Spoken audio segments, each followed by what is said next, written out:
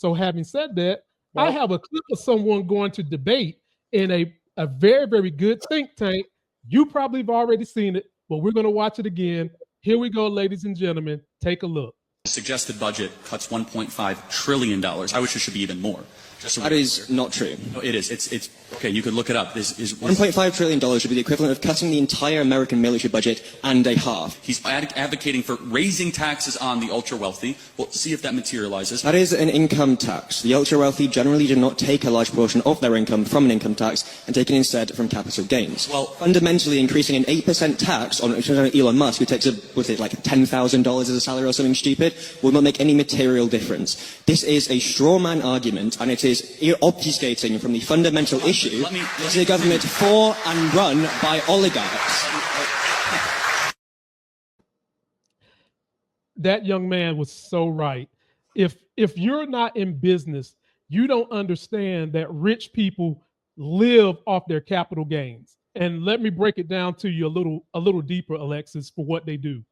When they get to the point where their income can be put somewhere in any investment vehicle, whether it's real estate, whether it's stocks, whether it's bonds, wherever, what they wind up doing is put it in there. They don't touch it. They take out a loan against those assets, because when you take out a loan, there's no tax on a loan.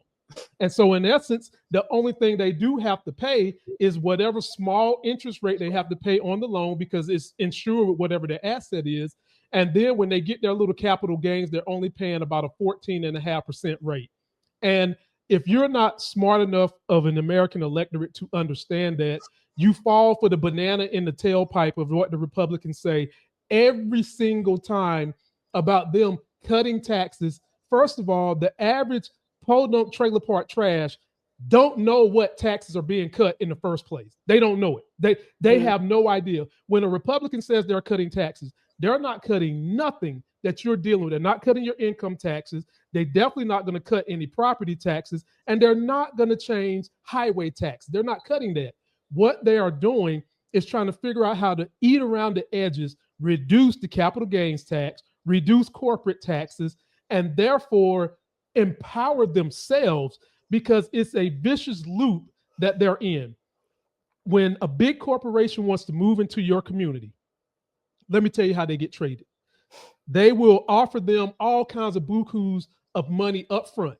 Then they offer them tax breaks to put their corporations there. Then they will let them have the space to not pay taxes on the property for 10 years, because they're supposed to be creating jobs.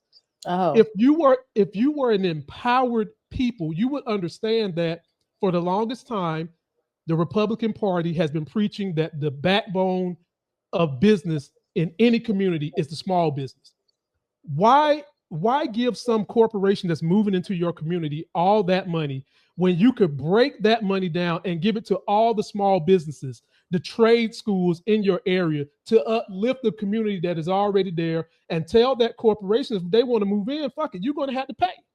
So people, that's what we mean when we say you've got to get educated, and these things need to be put into schools. Alexis, your rebuttal. Well, shoot, unfortunately, it's not much of a rebuttal so much as it is, let me just agree with you there 100%. It's sad to me, because the way I view the party system in America, unfortunately, is the Democrats are the lesser of two evils, right? There's a platform for people there, and we can get work done through that party using it as a vehicle. Obviously, there's obviously going to be things we want to change, and we can nitpick all day, but I'm not in the camp of liberals policing each other, right? We have bigger fish to fry. And again, the people that are most affected by these tax cuts are always going to be the poor and disenfranchised. And it's the people who know the least amount about finances that are getting, again, bait and switched. Oh, we're going to do this for you. We're going to lower grocery prices. You can afford a home. Where are we looking? What are you talking about? And that's not coming out of nowhere. And again, none of those promises have been followed on. And it's really, really upsetting to see. It is. And another story for another day is how inflation truly works. The average person couldn't tell you how it works, but let me give you a 30-second synopsis. When the government puts more money into the marketplace, the average middle class and poor American don't get their hands on the money. The corporations get it. And because there's more money in the marketplace, they get the excuse of saying we got to raise our prices because there's more money floating around. The problem is your ass didn't get the money. So not only are they getting it up front again, but then they get it on the back end because they get to raise prices on you, and the prices go up like a fallen Elon Musk rocket ship, and then they stair step their way down, ladies and gentlemen. Understanding that and understanding the progressive policies that have been put in place to try to help you, and at the very least help you get better. And like Alexis said, there is no perfect party, but the one that is better for the overall success of everybody, I do contend, is the Democratic Party. And having said that, let us know what you think.